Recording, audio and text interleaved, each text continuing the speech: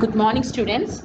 Today we will be learning the adiabatic change in case of an ideal gas. For this, we consider that 1 mole of an ideal gas undergoes the adiabatic expansion from the initial volume V1 to the final volume V2. When the gas expands, work is done against the surrounding and an equivalent amount of work is taken from the gas itself. As a result, the temperature of the system changes from T1 to T2 during the process. According to first law of thermodynamics, du is equal to d cross q minus d cross w. By the definition of an adiabatic process, d cross q is equal to 0, or the equation becomes du is equal to minus d cross w. We know that du is equal to cv dt and d cross w is equal to p dv.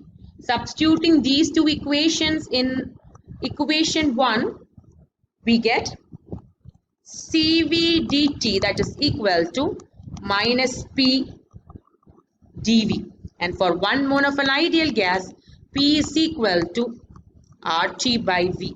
Substituting this equation in the above equation, we get cv dt is equal to minus RT by V dV. Now rearranging this equation, we can write, we get Cv dt by T, that is equal to minus R dV by V. Equation number 2. Now what we're going to do is we're going to integrate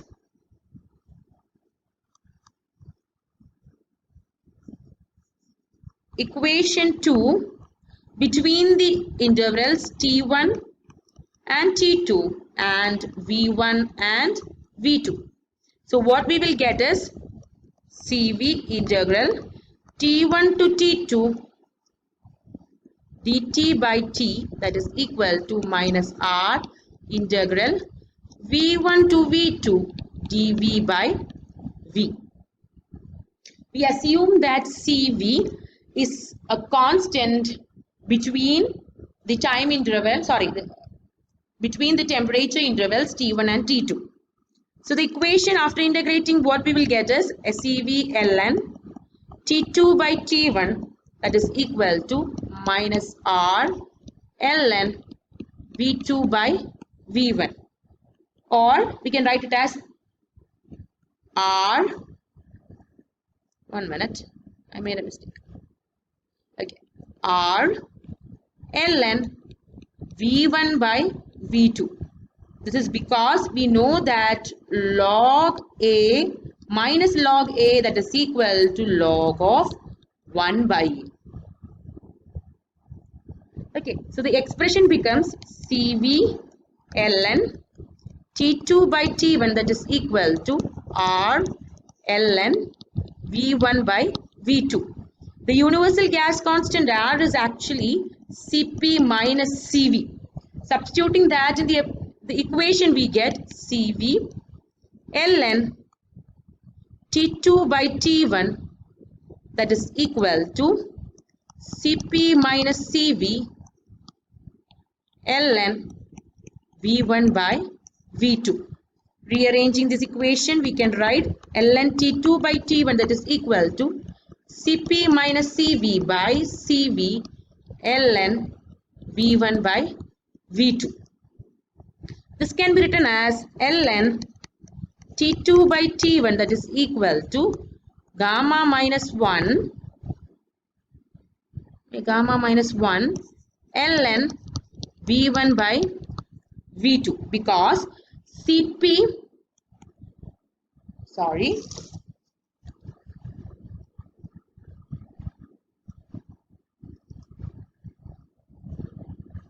because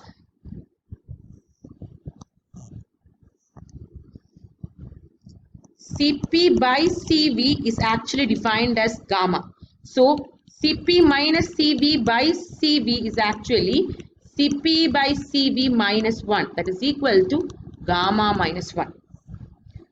This equation again can be rewritten as ln T2 by T1, that is equal to ln V1 by V2, the whole raised to gamma minus 1, because we know that x log y, that is equal to log of y raised to x. Now cancelling this ln term on either side, the equation becomes,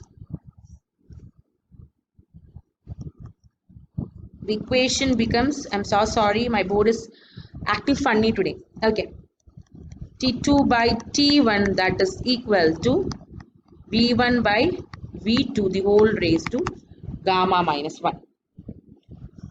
Cross multiplying this equation, we can write it as T1 V1, the whole raised to gamma minus 1, that is equal to T2 V2, the whole raised T2 V2 raised to gamma minus 1, or we can write T V raised to gamma minus 1 is a constant for an adiabatic process.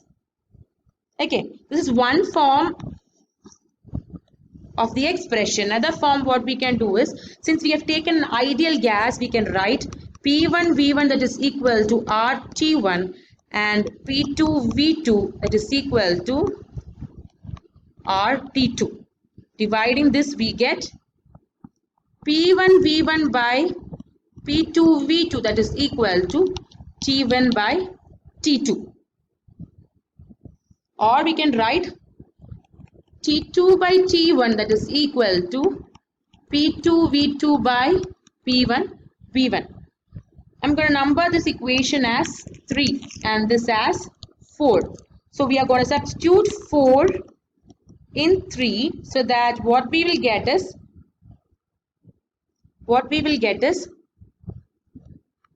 P2 V2 by P1 V1, that is equal to V1 by V2, the whole raised to gamma minus 1.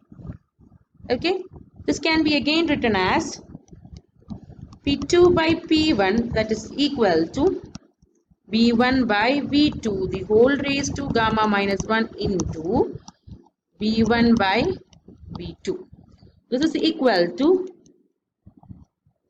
V1 by V2, the whole raised to gamma, because x raised to m into x raised to n, that is equal to x raised to m plus n.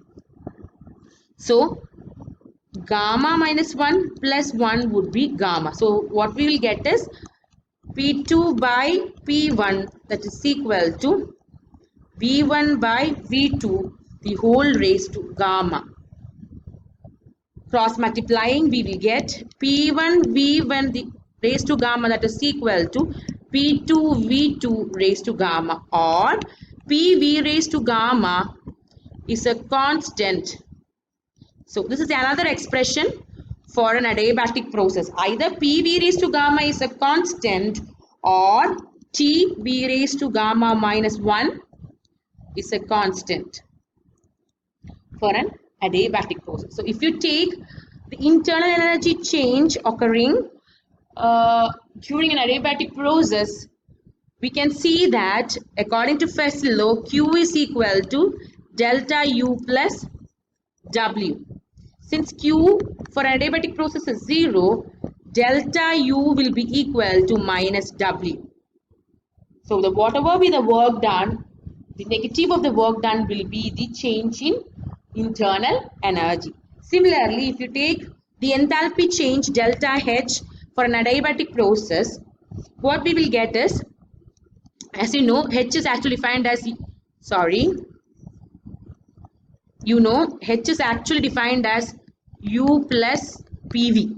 Differential, taking the differential of this equation, we get DH, that is equal to, 1 minute,